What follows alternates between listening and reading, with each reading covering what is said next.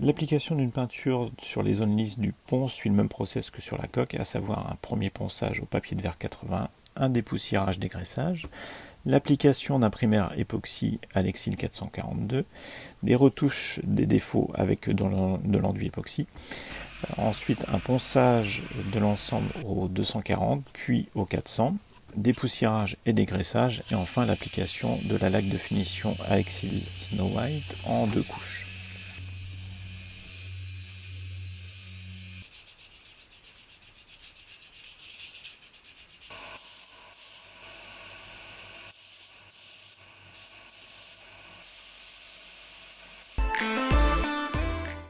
La préparation des zones à peindre commence par un masquage avec de la bande cache pour toutes les zones rectilignes, du fill line pour tous les arrondis.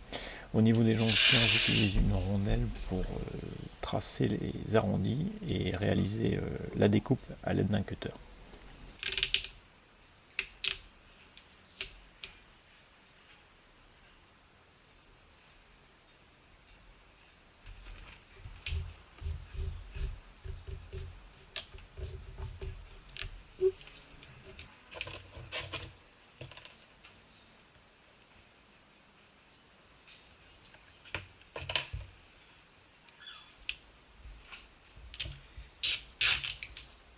On peut ensuite passer au ponçage des surfaces à l'aide de ponceuses, meuleuses et évidemment ponçage à la main.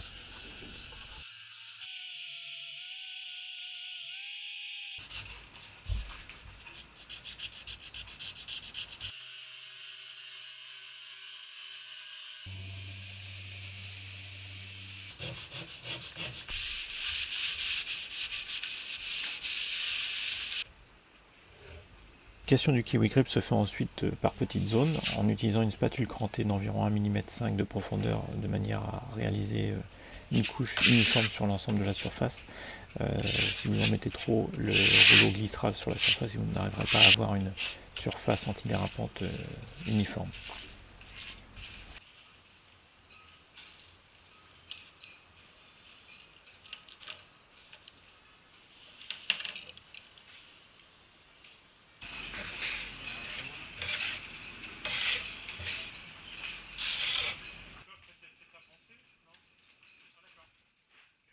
Un principe important lors de l'application du Kiwi Grip, c'est qu'il faut démasquer la zone qu'on vient de réaliser assez rapidement pour éviter que le Kiwi Grip n'accroche sur les bords.